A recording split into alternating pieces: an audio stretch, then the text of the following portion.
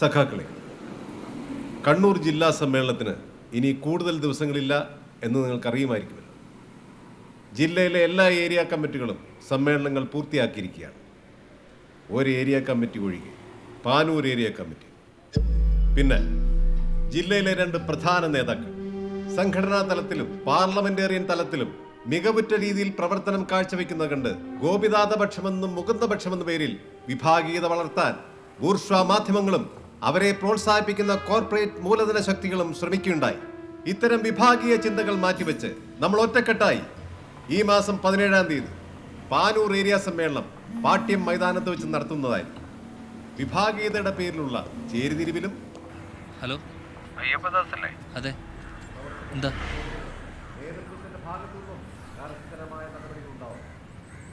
Hello,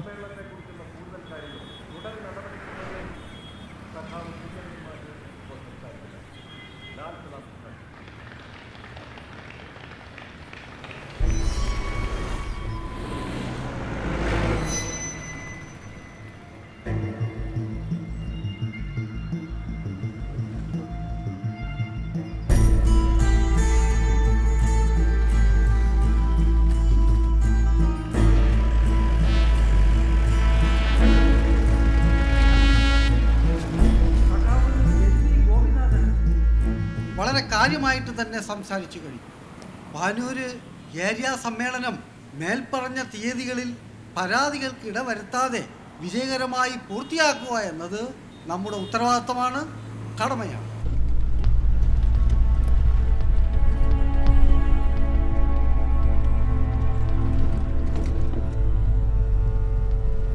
നിങ്ങൾക്ക് bank പോകണമെന്നല്ല പറഞ്ഞത്? വീട് അറിയിക്കോ, ഈ വഴിയാണ്. ശരി.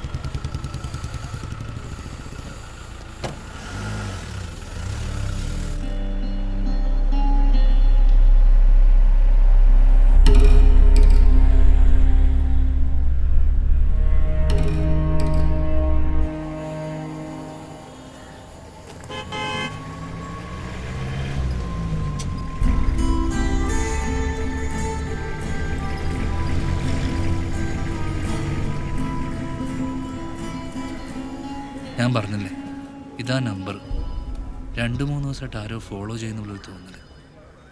ഒരു ജീപ്പ് എൻ്റെ പിന്നാലെ ഉണ്ട്. നമുക്ക് സൈബർ സെല്ലിൽ കൊടുക്കാം. നമ്മളെ പിന്നീഷുണ്ട് ആടെ.